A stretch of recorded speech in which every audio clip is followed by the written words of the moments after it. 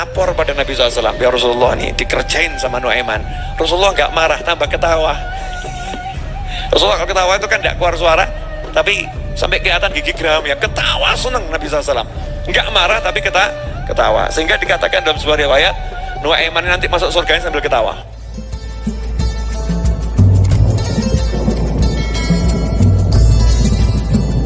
Nuaiman. Nah, Nuaiman ini sahabat yang lucunya luar biasa, dan isengnya pol. Jangan ditiru ya. Nah, ini karena dia nggak pakai mikir-mikir, sifatnya itu polos dari hati. Suatu ketika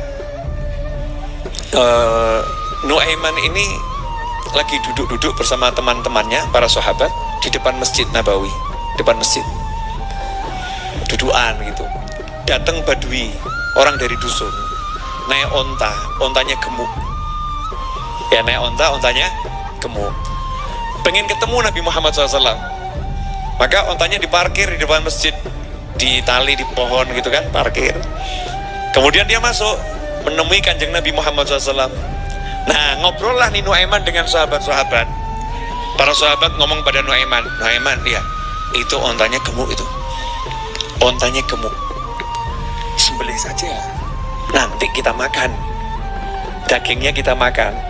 Lumayan onta gemuk, sembelih nanti dagingnya kita makan. Tenang.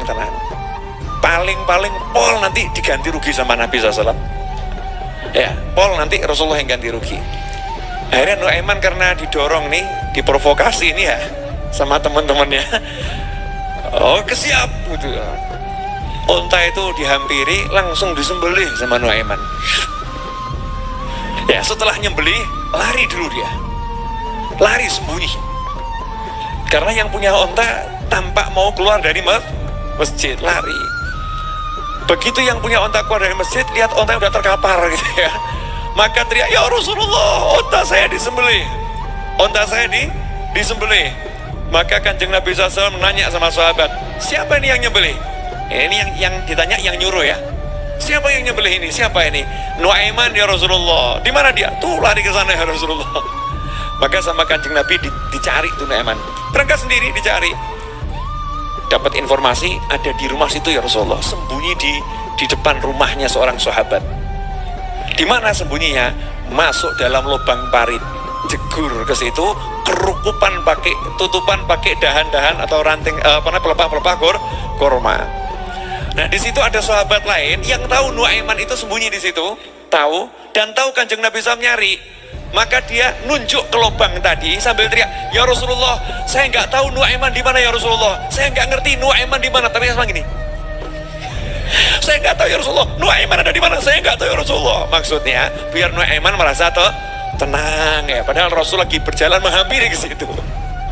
Nah, ketika Nuaiman udah merasa tenang begitu, tiba-tiba Rasulullah membuka apel pah kurma tadi, kemudian ketemu, nggak mau ketangkep, ini dikeluarkan.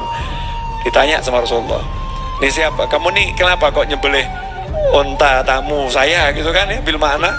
Maka jawab, ya Rasulullah, yang nyuruh ya, yang ngasih tahu jenengan saya di sini, ya itu orang yang nyuruh. Yang nyuruh ya sahabat-sahabat itu yang ngasih tahu saya yang nyembelih, ya itu yang nyuruh saya nyembelih.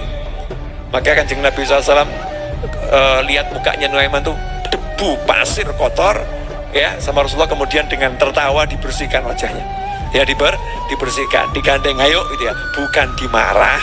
Kanjeng Nabi tambah ketawa, kemudian nanya sama yang punya onta, regone piro, dibayar. Nah, silahkan ditiru. Jangan aneh-aneh gitu ya. Ini kanjeng Nabi sama Nuaiman. Nah, suatu ketika 1 tahun sebelum wafatnya Nabi Muhammad SAW, emang ini cerita-cerita yang saya pilih, cerita-cerita yang buat kita kangen sama Rasulullah. Kita lihat Rasulullah sama sahabatnya tuh ya, seperti itu. Satu tahun sebelum wafatnya Nabi Muhammad SAW, Sayyidina Abu Bakar Siddiq melakukan perjalanan dagang ke Busra. Sayyidina Abu Bakar ini kan pedagang ya, perdagangan ke Busra. Ditemani sama Nuaiman dan satu sahabat yang lain. Dua sahabat ini ahli Badar.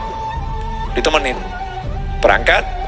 Nah, yang megang jatah makan sahabat yang satunya, bukan Nuaiman nih, sahabatnya satunya pegang jatah makan. ketika lapar nih, Nuaiman minta, saya minta makan sekarang.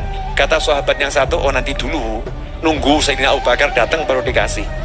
Kalau seperti misalnya Edwin dimintain ngomong, nggak sih, minta ini Habib sih gitu ya. Nanti dulu, nunggu Habib novel dulu gitu ya. Nanti dulu, nunggu Abu Bakar datang baru nanti saya kasih. Maka Nuaiman udah kelaparan nih, marah. Oh awas kamu, saya akan buat kamu marah besar nanti. Ditinggal, temennya ditinggal, gak jauh ada kafilah, ada kafilah. Nuaiman pun mampir ke tempatnya kafilah tadi, kemudian ngomong, kalau bahasa kita, friend, saya mau jual budak, mau beli enggak? Budak waras, enggak waras, seger, pinter ngomong, cerdas orangnya. Cuman ya itu, karena pinter ngomong, dia tuh enggak pernah mau dibilang budak, maunya majikan dia. Harganya berapa? 10 ekor onta. Deal, mana orang itu tuh, sana itu. Deal, sepakat. Bawa 10 onta sama Nuaiman pergi. Ya, pergi. Nah, kafilah ini kemudian menghampiri temennya Nuaiman ini ya. Dihampiri kemudian dipegang. Sini, kamu budak saya. Saya ini bukan budak, saya merdeka. Tuanmu udah bilang kamu memang seperti itu. Kemudian lehernya dikasih tali, diikat, digeret sama kafilah tadi, digeret, diseret gitu, jadi budak. Nah, Sayyidina Abu Bakar kembali ya, kembali lihat kok enggak ada ini. Jadi mana itu diseret sama apa namanya? Sama kafilah, dijual nih sama Nuaiman ya.